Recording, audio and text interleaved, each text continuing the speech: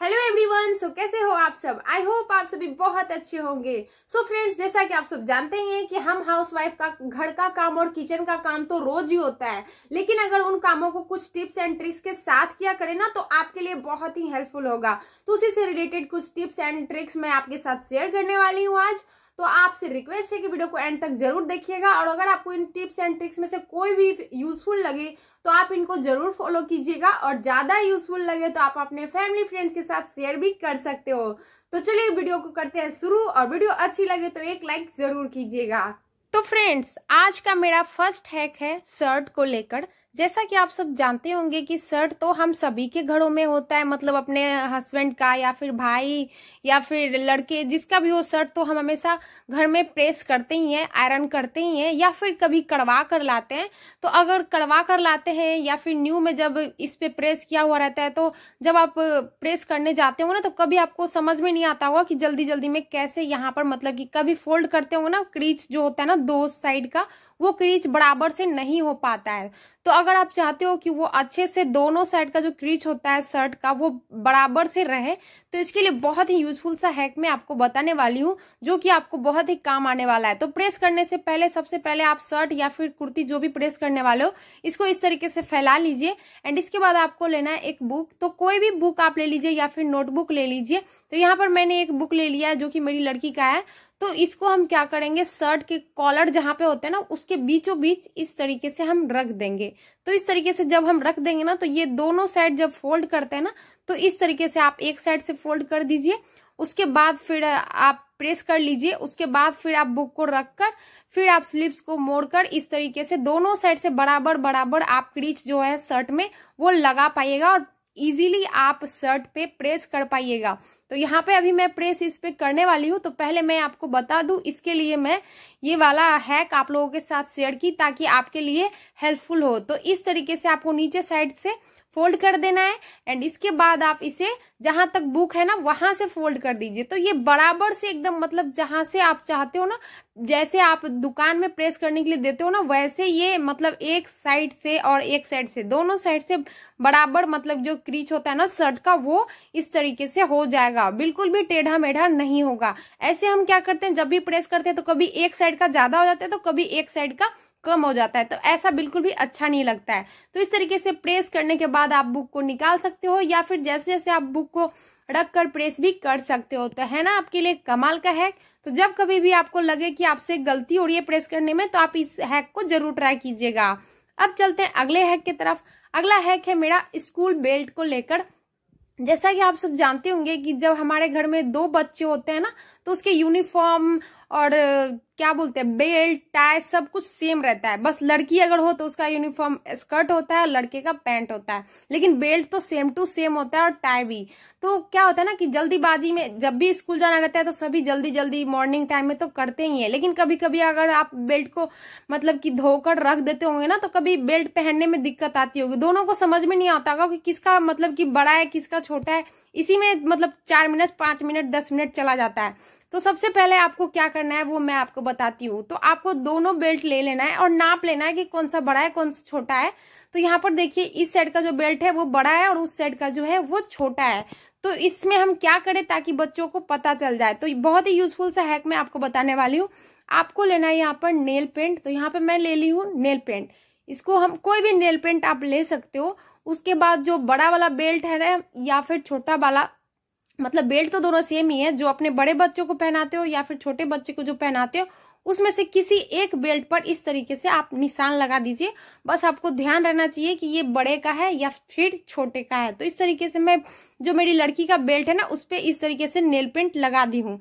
तो इससे हमें जब भी हम बच्चों को यूनिफॉर्म पहनाएंगे ना स्कूल के लिए, जब रेडी करेंगे, तो हमें जल्दी से बेल्ट जो है वो पता चल जाएगा। है ना आपके लिए कमाल का है। अब चलते हैं अगले टिप की तरफ। अगला टिप है मेरा चूड़े को लेकर। जैसा कि आप सब जानते हैं कि चूड़ा या फिर लहठी जो हम हाउसवाइफ का या फिर जो सुहागन होती है उनका फेवरेट ही होता है। तो वो कभी भी नहीं चाहती है कि हमारा जो चूड़ा है या फिर लहठी है उसका कलर डिसकलर हो या फिर फूटे टूटे।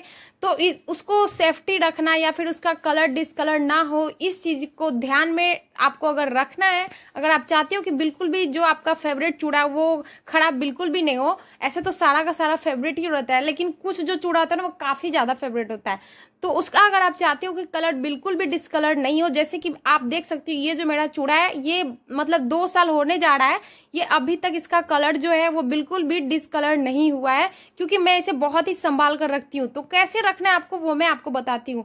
आपको तो पहले प्लेन जो प्लास्टिक होता है ना, जो आप साड़ी में या फिर कपड़े जब न्यू लेते होंगे ना तो उसमें प्लेन प्लास्टिक मिलता होगा, तो इस तरीके से प्लास्टिक में कर उसे रखिए।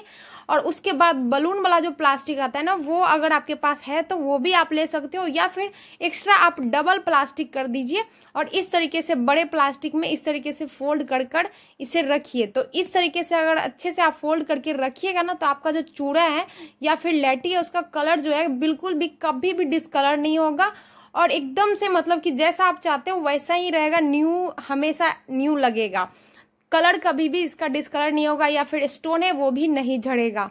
तो इस तरीके से अगर आप बलून वाले प्लास्टिक में रखिएगा तो टूटेगा भी नहीं और ये बहुत ही सेफ रहेगा। चाहे आप इस तरीके से कर आप चूड़ी वाले बॉक्स में भी रख सकते हो। तो है ना आपके लिए कमाल का टिप, आप इसे जरूर ट्राई कीजिएगा। अब चलते हैं नेक्स्ट टिप की तरफ।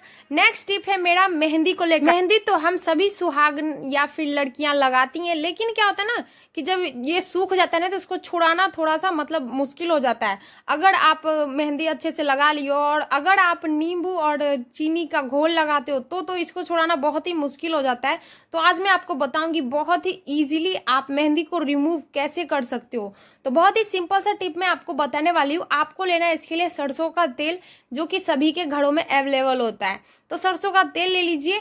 इससे आपको ना 2 फायदा होगा। एक तो ये कि मेहंदी जो आपका सूख चुका है उसको आप बहुत ही इजीली रिमूव कर पाइएगा, और दूसरा फायदा आपके लिए ये होगा कि मेहंदी जो आपने हाथों में लगाया है उसका कलर बहुत ही अच्छे से आएगा। तो इस तरीके से आप जहाँ पे भी मेहंदी लगाए हो, पैर में या फिर हाथ में, तो इस तरीके से आपको कॉटन से या फिर हाथों से अच्छे से हर तरफ जहाँ पे भी आपने मेहंदी लगाया हो वहां पे सरसों का तेल जो है इस तरीके से लगा लीजिए। जैसे कि आप देख सकते हो मैं अपने हाथों में इस तरीके से लगा रही हूँ। तो जहां जहां आपको लगे कि सूख गया है वहां पे आपको तेल लगाना है, जहां पे गीला हो वहां पे मत लगाइएगा, नहीं तो मेहंदी जो है वो फैल जाएगा। तो इसके लिए जब मेहंदी अच्छे से सूख जाए, सूखने के बाद ही आपको सरसों का तेल यूज करना है।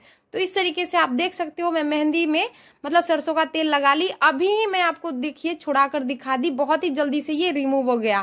तो अगर आप चाहते हो कि इसका कलर अच्छा आए तो आपको 2 से 3 मिनट या 4 मिनट तक रखना है ताकि अच्छे से फूल जाए। तो अब आप देख सकते हो मेहंदी जो है, तेल जो है मेहंदी को फुला दिया, यानी फूल गया है। तो बहुत ही जल्दी से ये देखिए रिमूव हो गया।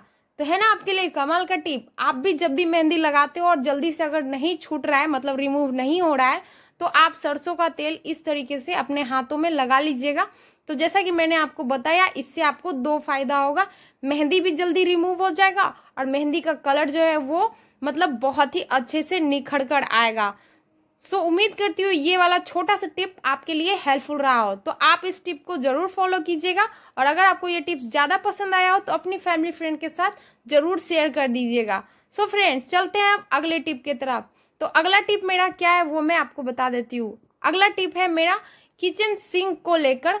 जैसा कि आप सब जानते ही होंगे कि किचन सिंक तो हम सभी के घरों में यूज होता है, हमेशा यूज होता है। बस रात में हम जब बर्तन धोलकर या फिर सारा काम करके जब सोने जाते हैं तभी ही किचन सिंक जो है वो खाली रहता है, इसमें पानी नहीं रहता है। लेकिन क्या होता है ना, जब हम सो जाते हैं ना तो रात के टाइम मतलब सिंक के जो होल रहते हैं ना उससे कॉकरोच या फिर छोटे छोटे से कीड़े ये सब आना मतलब स्टार्ट कर देते हैं। तो अगर वो सारे छोटे छोटे कीड़े या फिर कॉकरोच अगर किचन में आते हैं ना तो वो पूरा मतलब कि किचन को गंदा कर देता है, और जो आपका खाने पीने का सामान हो या फिर कोई भी बर्तन हो जहां पर किचन एरिया में तो रखा ही रहता है, तो वो मतलब सारे जो कीड़े होते हुए बर्तन पे पूरा फैल जाएंगे, तो आपका बर्तन भी खराब हो सकता है। मतलब उसको यूज कीजिएगा तो वो बैक्टीरिया बहुत सारे छोड़ते हैं। तो इसके लिए आपको क्या करना है, बहुत ही छोटा सा टिप आपको मैं बता रही हूँ। आपको क्या करना है, नमक लेना है, जो नमक हम खाने में यूज करते हैं, या फिर काला नमक या फिर व्हाइट नमक जो भी आपके पास हो आप ले लीजिए।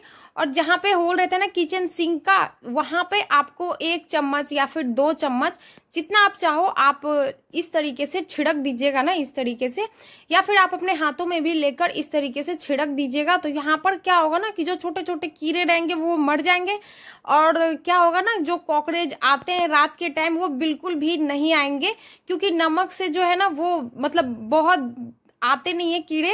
अगर आप घर में पोछा भी लगाइएगा तो नमक डालकर, तो उससे भी जो है चींटी या फिर कीड़े नहीं आएंगे। तो नमक अगर डालिएगा तो इससे आपको दो फायदा होगा, एक तो ये कि कीड़े नहीं आएंगे, और दूसरा ये कि जो आपका सिंक अगर जाम हो जाता है तो वो भी क्लीन हो जाएगा।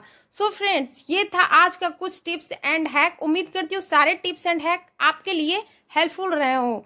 तो आपको इन सारे टिप्स एंड हैक में से आपको सबसे ज्यादा यूजफुल कौन सा लगा मुझे कमेंट में जरूर बताइएगा। अगर टिप्स एंड ट्रिक्स वीडियो आपको अच्छी लगती हो तो वीडियो को एक लाइक जरूर कीजिएगा, अपने फैमिली फ्रेंड के साथ शेयर भी कीजिएगा, और जो मेरे चैनल पे फर्स्ट टाइम आए हो तो चैनल को सब्सक्राइब कर लीजिएगा। मिलती हूँ नेक्स्ट टिप में।